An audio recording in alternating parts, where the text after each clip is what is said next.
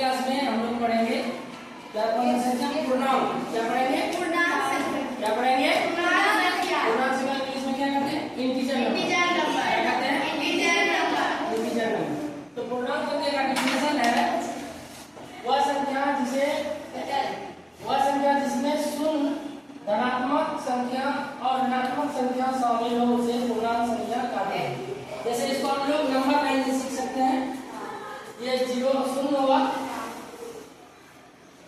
शून्य के इधर पढ़ेंगे प्लस होगा और ये धनात्मक संख्या होगा और शून्य के इधर पढ़ेंगे ऋणात्मक संख्या होगा।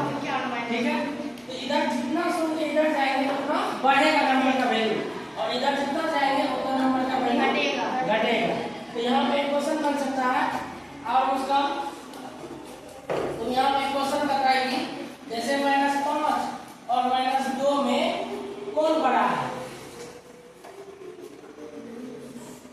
-5 और -2 में कौन बड़ा है? -2। बहुत अच्छा, क्यों बड़ा हुआ?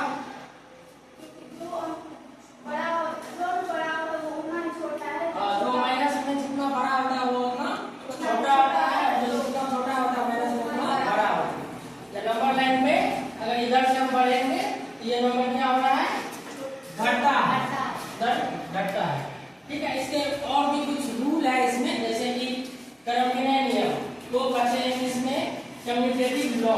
कम्यूटेटिव लॉ क्या होता है? जोड़ का भी होता है और गुणा का भी होता है।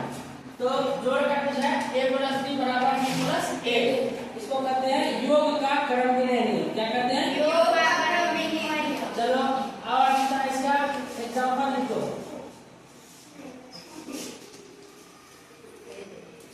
योग का क्रमविनय नियम का एग्जांपल।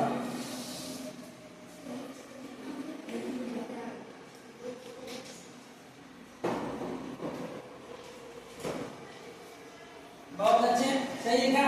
Yes sir. जैसे 5 + 3 तो हो जाएगा 3 + 5। इसी तरह से गुणा कर लेंगे, जैसे 4 × 5 = 5 × 4 5 × 4। इसी तरह का साहचर्य नियम है। क्या है? साहचर्य नियम। इसको कहते हैं एसोसिएटिव लॉ।